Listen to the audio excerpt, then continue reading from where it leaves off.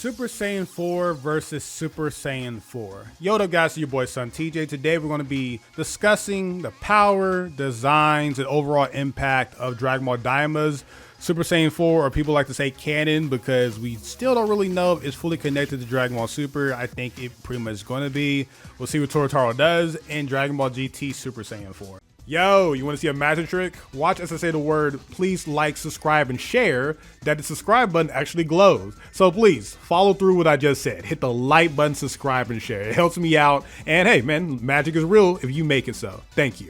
I have my avatar in both of these forms, so I paid money for this. So like, I don't really have a super stake in the matter, but if you feel very passionate, just try your best to be a little chill, all right? Because people be making paragraphs and then out of nowhere just start throwing shots at Dragon Ball Super. Like, you never know with people nowadays. But yeah, man, I know a big thing for me is that I did not like the concept of Super Saiyan 4 with Goku's kid body. Been a big proprietor of, I just don't like adults being forced to be kids in storytelling, either through weakness or just how it makes the fights look and it kills the tension of the story. That's always been a big thing for me.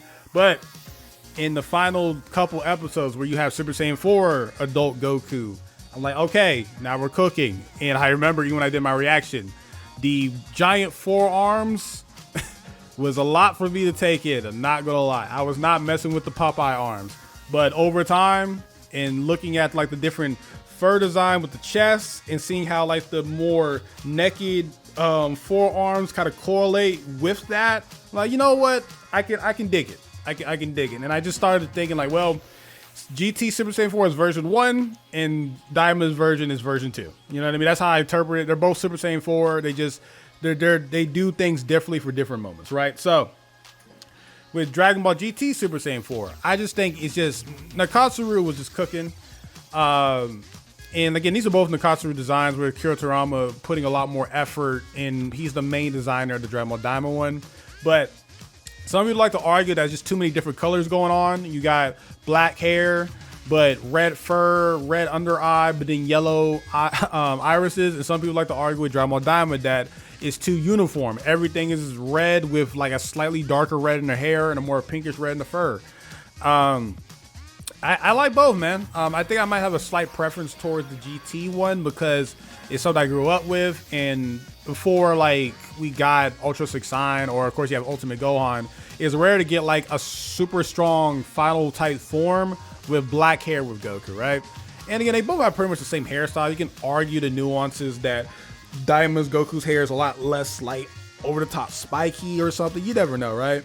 And then even Dragon Lee was telling me that with GT Super Saiyan 4, there was sometimes where he was just kind of drawn the same size as Goku, just like with the fur body, when he's supposed to be a lot bigger than normal Goku, which it was kind of inconsistent, but I get where he's coming from. While with Dragon Ball Daima's design with the bigger forearms, it kind of forces them to draw Super Saiyan 4 Goku more consistently, with being more of like a hulking type figure. So I like both designs. I still think it's funny though that they don't give Dragon Ball Daima Goku his blue obi, which is the belts, because I like that cuts off the design. I don't like it where it just track pants from orange to red. Like, I don't like that. Even though red and orange are my favorite colors, it's not my preference. I like the whole like, I like it when you turn Super Saiyan 4 and it changes your clothes thing, because regardless of the matter, because Goku turns Super Saiyan 4, he takes his shirt off. For that, takes the belt and shirt off. When he reverts back to normal, either through Goma forcing him to go back to Super Saiyan 3 to his base, he magically gets his shirt back anyway. So it's a cool little like flex, but they still do magical clothes stuff anyway. But yeah, that's how I feel about the design wise. Now, if we're going to talk about power, we don't really know anything about Dragon Ball Daima Super Saiyan 4, which adds into the lore issues I'm going to get into later. But yeah, we know it makes him a lot stronger than Super Saiyan 3. But when you're fighting an opponent with the evil third eye and they just constantly get stronger, granted, we can count how many times that Super Saiyan 4 Goku was powering up and still able to overpower the third eye, but there's really just no way to really calculate this stuff. We're not even to mention how base Vegeta was performing better than kid Super Saiyan 4 Goku, and some people like to argue that's like plot-induced stupidity, or that's actually real power scaling. Who knows? So yeah, we really can't even quantify that Super Saiyan 4, despite saying it's just really strong. While with GT Super Saiyan 4, you have so much data books of like back when Kid GT Goku was fighting initial Baby Vegeta, and then like everything Baby Vegeta does is like a Super Saiyan like transformation from Super Baby 1, Super Baby 2 being like a Super Saiyan 3. You have like all these different multipliers where you can get like Super Saiyan 4. Even before it goes like super full power Saiyan 4, you can have it be like a 40,000 multiplier or something to like go to Zaru or Super Saiyan 3. Like there's so much crazy stuff you can do with Super Saiyan 4, but the big aspects around it is that it has like this really crazy like adaptation ability, but it has like a short time limit because even though Mega Shenron was able to catch that Super Saiyan 4 off guard by like using ability that he hasn't felt in a while, despite if you use it on him twice, he can adapt to it, from him being able to use the 10 times Kamehameha and having like a delayed effect that only happened like one time. But yeah, like Super Saiyan 4 in GT just has a lot of magical abilities, even though Dragon Ball Daima Super Saiyan 4 kind of comes from a magical series like Dragon Ball Magic, right?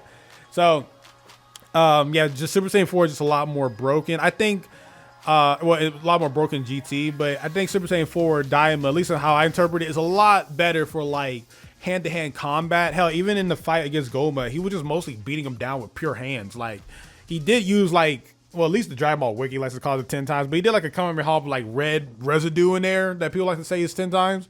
But I think that Super Saiyan 4 is more built for like acrobatics and a lot more like physical combat, while GT Super Saiyan 4 is a lot more about adaptation and ki projection and like overall like destruction with like Dragon Fist, 10 times Kamehameha, or Final Shine Attack, Big Bang Kamehameha. Granted, this is my own canon and stuff, but like with my character, I would like to say Super Saiyan 4 version 1 is a lot more adaptation and ki power. Like they're both the same multiplier, but like Dragon Ball Daima Super Saiyan 4 is a lot more for melee and acrobatics. Like that's how I interpret it. But yeah, overall GT Super Saiyan 4 is a lot more broken with those abilities. Now we're going to talk about like lore.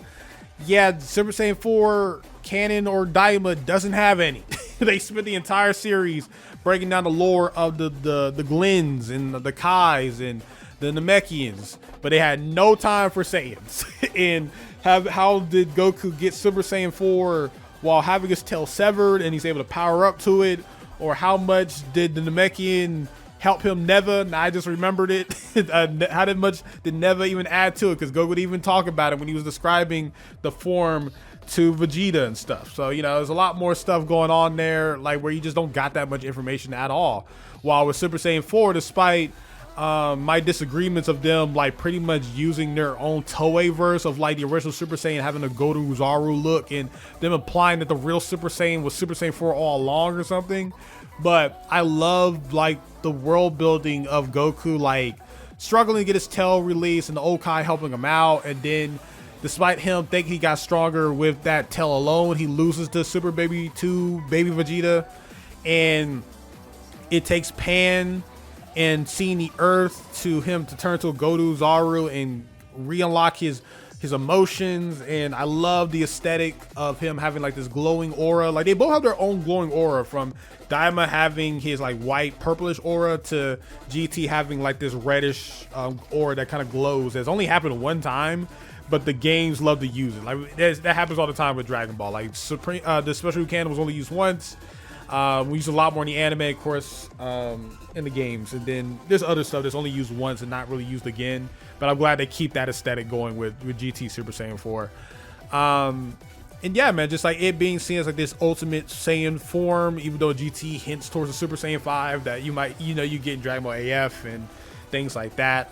But yeah, I think the lore building, despite my disagreements with Toei making their own like little lore with the original Super Saiyan, I think it's just a lot better because at least it's something, right? At least there's some type of substance in there, and not just, hey man, here's Super Saiyan 4 because Goku's a kid and boom boom bam baby. Like there's something there for that. With the Blutz waves, there's just a lot more to be explained, and I prefer that more than just, hey, it's a cool design, it's a unique design from Akira Toriyama, what's the story behind it? Don't worry about it. So overall, despite me preferring Super Saiyan 4 GT overall, like in many other aspects, I still respect Akira Toriyama's take on the matter, and I hope they give that Super Saiyan 4 to Broly or Goku and Vegeta just use it just for fun when they need to be in a moment where they need more of a physical combat. We all know if it's canon to Super that is obviously weaker than the God forms, but like just have fights where like they can just use it. Like in Dragon Ball Daima, you had fights where Goku used Super Saiyan 1,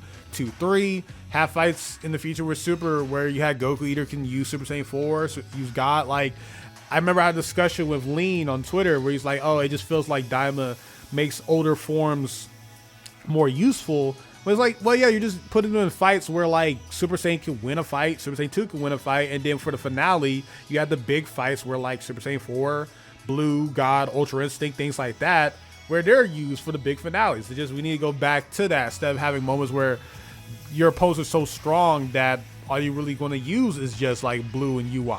You know what I mean? So that's how I feel about the matter. Tell me what you think.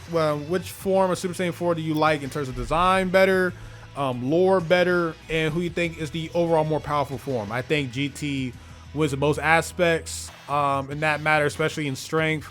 But in terms of some subjective matter when it comes to like design, go at it, man. I know people are now saying that they like Daima Super Saiyan 4 more. I think I like them about equally. I just think they have a more nostalgia at this point. It took a lot of growth with the Daima / Akira Toriyama's version of Super Saiyan 4, but I like both, and that's why my character can use both at any time depending on the mode. He wants more melee or he wants more energy projection. But yeah, thank you guys for watching the video. Make sure that like button, subscribe, and share. I probably have like some type of cutaway in the middle or the beginning for that because I always forget to do that. So yeah, SonTJ, peace. Love you all.